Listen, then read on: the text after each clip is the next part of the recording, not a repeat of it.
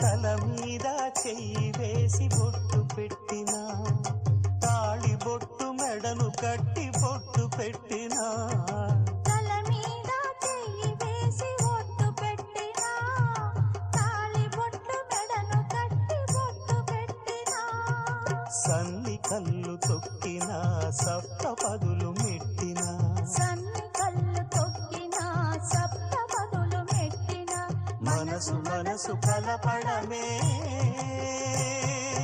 మంత్రం పరమార్థం.